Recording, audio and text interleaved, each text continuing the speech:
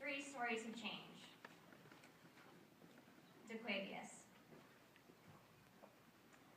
In his second round of 6th grade, still struggling to read, his motivation frozen, emotions locked in apathy. Neglected social cues and hygiene concerns were priorities over any grade that he'd earn. Failure was his norm, so he'd show out and perform. He'd have you laughing hard one minute, then raging mad in an instant. His comedic timing, his dancing, rapping, and rhyming, his popularity, all distractions from the severity. And 1,000 conversations only seemed to scratch the surface, and you wondered if the words you said carried any purpose. Now he's 16 in our 8th grade class, and his mother is afraid that again he won't pass, but somehow musters up the strength to trust in our system, because we are a village bound together to assist him. So when I see him in the hallway and he says he's reached his goal, I'm speechless when I learn that he has made the honor roll. Be proud of me, he says, eyes smiling, head shaking, and I can't help but feel this could be change in the making. Shantia.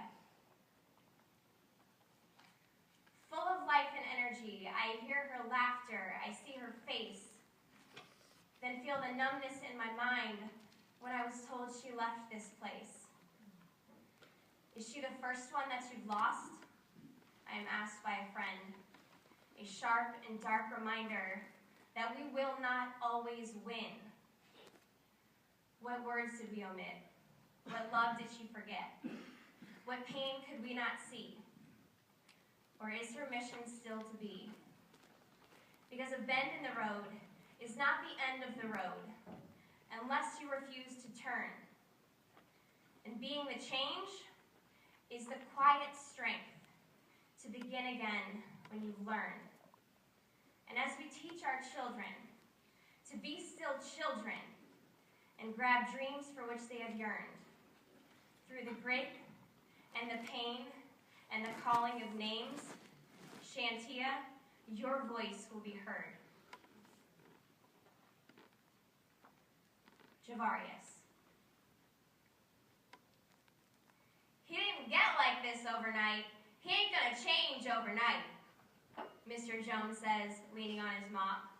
A statement from our custodian, whose wisdom makes me stop.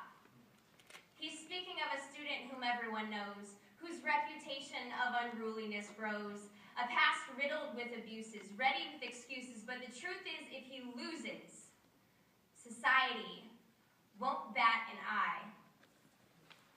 A predictable outcome that reality can't deny.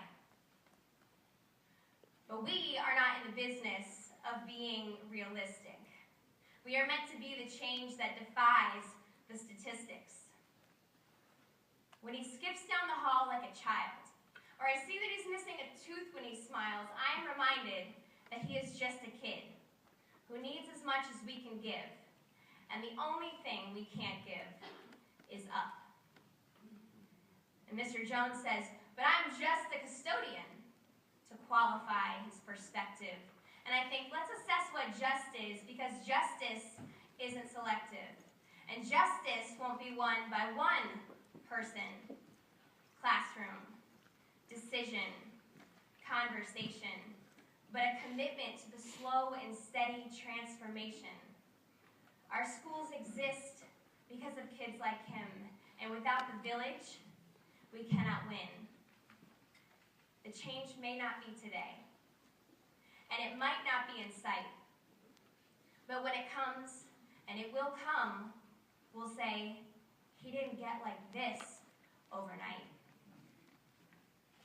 When our children grow up to write their dissertations with conviction, fill out their applications to law school because they dreamt it would be so, stand, hands shaking in front of their first classroom of 30 adolescents, when they wear out pages in storybooks with small children whose eyes look like theirs, curled in their laps half an hour past bedtime, when they live the lives they have chosen, and not the ones that have chosen them, they will echo the impact of 1,000 small moments you set in motion today.